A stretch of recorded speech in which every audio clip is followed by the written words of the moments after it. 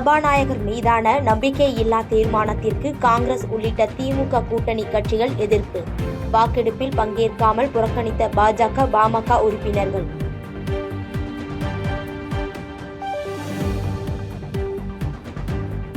சபாநாயகருக்கு எதிராக அதிமுக கொண்டு வந்த நம்பிக்கையில்லா தீர்மானம் தோல்வி. ஆதரவாக வெறும் 63 வாக்குகளும், எதிராக 153 வாக்குகளும் கிடைத்தன.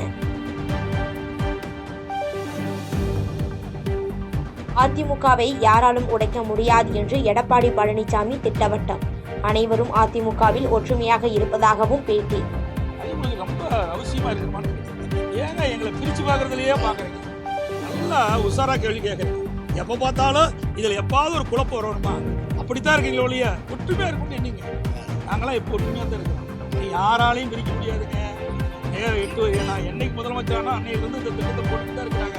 ஆனா அதெல்லாம் உடைச்சிட்டு தான் இருக்கிறோம். அதிமுக யாராலையும் உடைக்க முடியாது, முடக்க முடியாது. அதில் முயற்சி தான் மூக்கடைக்கும்.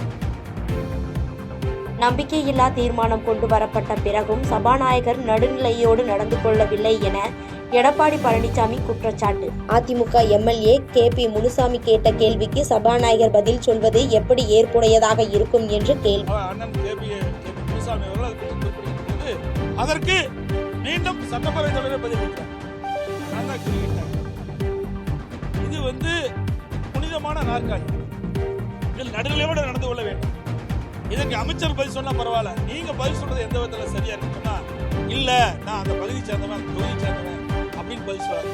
அப்படி என்றால் அவர் ஆளுங்கட்சி வரிசையில் இருந்து அமர்ந்துதான் சொல்ல முடியுமா ஒழிய அந்த ஆசனத்தில் இருந்து ஒரு எதிர்கட்சி உறுப்பினர் பேசுகிற போது மறுத்து பேசுவது ஏற்படுகிறது. டாஸ்மாக் முறைகேடு விவகாரத்தில் தவறு செய்யவில்லை என்றால் நீதிமன்றத்திற்கு செல்ல வேண்டியதுதானே? ஏன் செந்தில் பாலாஜி பயப்படுகிறார் என்று EPS கேள்வி. உங்களுக்கு வந்தா ரத்தம், எங்களுக்கு வந்தா தக்காளி சட்டினியா என்றும் வினா. மாநில அரசாங்கம் அதை எடுத்து மீண்டும் அந்த டெண்டர் எடுத்து ரெண்டா பிரிச்சு விடுறோம். வெவ்வேறு டெண்டர் எடுக்கிறாங்க. அதில் எப்படி சும்மா ஹைகோர்ட் கிளிகிளி பிரிச்சுட்டாங்க. இவர்கள் யார் வழக்கு போட்டாங்களோ அவெல்லாம் போட்டு எடுத்தாங்க. இதற்காக சொல்லிட்டா இவர்கள் தொடுத்தா வழக்கு, மற்றவர்கள் தொடுத்தா பொய். அமலாக்கத்துறை எங்களை ரைடு பண்ணுது. நாங்கெல்லாம் டீலிமிட்டேஷன் சொன்னதுனால, மொழி கொள்கை சொன்னதுனால வரதுங்க. நாங்கள் எங்களுக்கு வந்தது என்ன கொக்கரிச்சிட்டு உங்களுக்கு வந்தா ரத்தம், எங்களுக்கு அவர்களுக்கு வந்தா. நிதித்துறை சார்பில் தயாரிக்கப்பட்ட தமிழ் நிதி நிர்வாகம் தொன்மையும் தொடர்ச்சியும் என்ற ஆவண நூல் வெளியீடு. சிறப்பு இணைய பக்கத்தை தொடங்கி வைத்தார் முதலமைச்சர் மு க ஸ்டாலின்.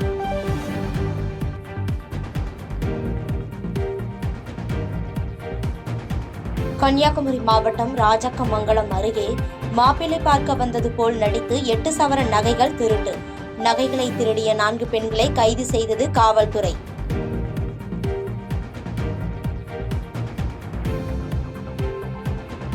சென்னையில் வரும் 23ஆம் தேதி நடைபெறும் CSK மும்பை போட்டிக்கான டிக்கெட் வரும் 19ஆம் தேதி விற்பனை.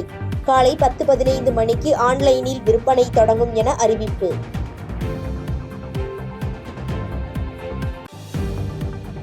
சட்டப்பேரவைத் தலைவர் அப்பாவுவை நீக்க கோரும் நம்பிக்கையில்லா தீர்மானம் விவாதத்திற்கு எடுத்துக் கொள்ளப்பட்டதாக அறிவிப்பு. தீர்மானம் எடுத்துக் கொள்ளப்பட்டதால் சபாநாயகர் அப்பாவு வெளியேறிய நிலையில் துணை சபாநாயகர் பிச்சாண்டி அவையை வழிநடத்தினார்.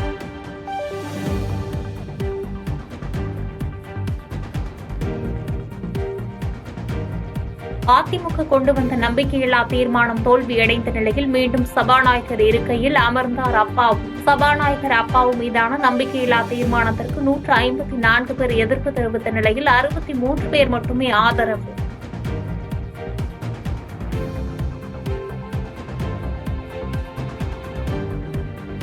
அரசின் மீது குறை கூற காரணம் இல்லாததால் சபாநாயகர் மீது நம்பிக்கையில்லா தீர்மானம் கொண்டுவரப்பட்டுள்ளது.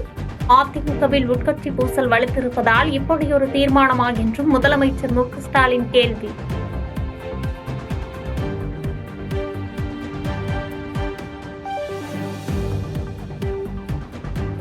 வீட்டிலிருந்து டாஸ்மாக் தலைமையகத்தை முற்றுகையிட சென்று பாஜக மாநில தலைவர் அண்ணாமலையை தடுத்து நிறுத்தி கைது செய்த போலீசார். காணத்தூரில் உள்ள தன் வீட்டிலிருந்து புறப்பட்ட அண்ணாமலையை சென்னையை அடுத்த அக்கரை பகுதியில் போலீசார் கைது செய்தனர்.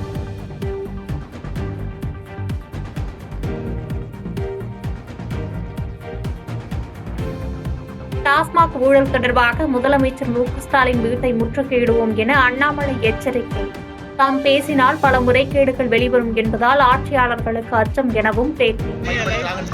பாரதிய ஜனதா கட்சி என்ன காவல்துறைக்கு எப்பொழுதுமே மரியாதை கொடுக்கக்கூடிய ஒரு கட்சியா பிரச்சனையே.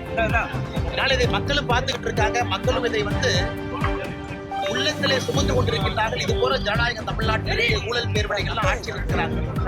எங்களுடைய போராட்டம் தொடர்ந்து நடக்கும். இன்னைக்கு நீங்க என்ன கைது பண்ணலாம், எத்தனை நாள் கைது உள்ள வைப்பீங்க? மக்களுக்காக பாரதிய ஜனதா கட்சியினுடைய போராட்டம் தொடர்ந்து நடக்கும். டாஸ்மாக் மதுபான முறைகேட்டை கண்டித்து பாஜகவினர் போராட்டம். தமிழிசை உள்ளிட்டோர் கைது செய்து தனியார் மண்டபத்தில் தங்க வைப்பு.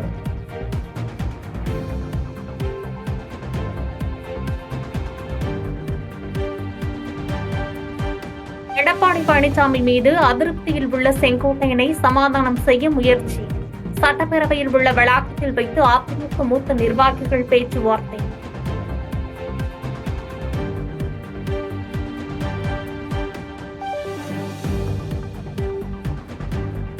அன்னை தமிழை வளர்க்க ஆக்கப்பூர்வமான நடவடிக்கைகளை மேற்கொள்ள வேண்டும் என ராமதாஸ் வலியுறுத்தல். பள்ளி இறுதி வகுப்பு வரை தமிழை பயிற்று மொழியாக சட்டம் இயற்றவும் கோரிக்கை.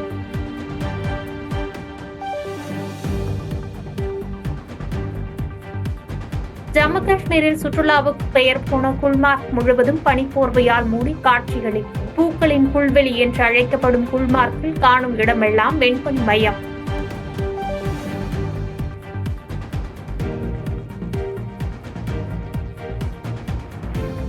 நவி மும்பை சர்வதேச விமான நிலையம் ஜூன் மாதம் தொடங்கப்படும் என அதானி குழும தலைவர் கௌதம் அதானி தகவல். ஏப்ரல் 17ஆம் தேதி தொடங்க திட்டமிட்டிருந்த நிலையில் பணிகள் நிறைவடையாததால் தாமதம்.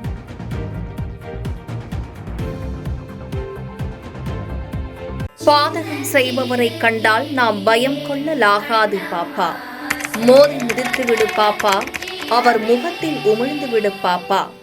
அண்மை செய்திகளை உடனுக்குடன் தெரிந்து கொள்ள இணைந்திருங்கள் எம் நாடு தொலைக்காட்சியுடன்.